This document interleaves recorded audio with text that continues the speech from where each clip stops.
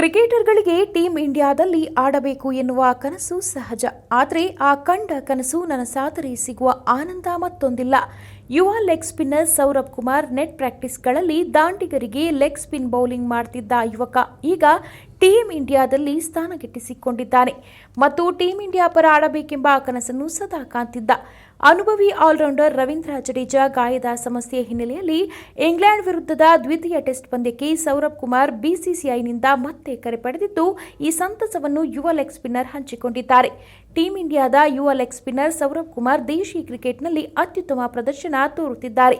ಅಲ್ಲದೆ 2022ರಲ್ಲಿ ಶ್ರೀಲಂಕಾ ವಿರುದ್ಧದ ಟೆಸ್ಟ್ನಲ್ಲಿ ಗುರುತಿಸಿಕೊಂಡಿದ್ದರೂ ಕೂಡ ಆಡುವ ಬಳಗದಲ್ಲಿ ಸ್ಥಾನ ಪಡೆದಿರಲಿಲ್ಲ.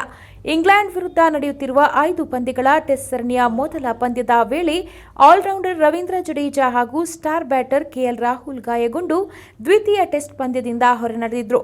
ಇಂಗ್ಲೆಂಡ್ ಲಯನ್ಸ್ ವಿರುದ್ಧ ನಡೆದ ಅನೌಪಚಾರಿಕ ಟೆಸ್ಟ್ ಪಂದ್ಯದಲ್ಲಿ ಉತ್ತಮ ಪ್ರದರ್ಶನ ತೋರಿದ ಸೌರಭ್ ಕುಮಾರ್ ಮತ್ತೊಮ್ಮೆ ಬಿಸಿಸಿಐನಿಂದ ಕರೆ ಪಡೆದಿದ್ದಾರೆ.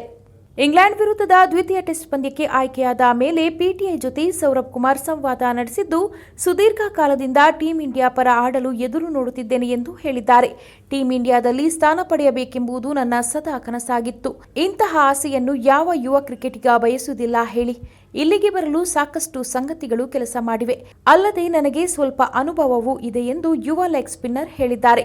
ಕ್ರಿಕೆಟ್ ದಿಗ್ಗಜರಾದ ರೋಹಿತ್ ಶರ್ಮಾ ಹಾಗೂ ವಿರಾಟ್ ಕೊಹ್ಲಿಯನ್ನು ಹತ್ತಿರದಿಂದ ನೋಡುವ ಹಾಗೂ ಅವರೊಂದಿಗೆ ಸಂವಾದ ನಡೆಸುವ ಮತ್ತು ಅವರ ದಿನಚರಿಯನ್ನ ಸೂಕ್ಷ್ಮವಾಗಿ ಅರಿತುಕೊಳ್ಳುವ ಅವಕಾಶ ಸಿಕ್ಕಿದ್ದು ನನ್ನ ಅದೃಷ್ಟ.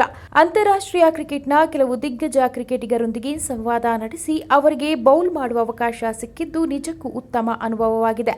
ಅವರಿಂದ ಕ್ರಿಕೆಟ್ ಬಗ್ಗೆ ಸಾಕಷ್ಟು ವಿಷಯ ಅರಿತುಕೊಳ್ಳಲು ಸಹಕಾರಿಯಾಯಿತು ಎಂದು ಸೌರಭ್ ಕುಮಾರ್ ಹೇಳಿದ್ದಾರೆ.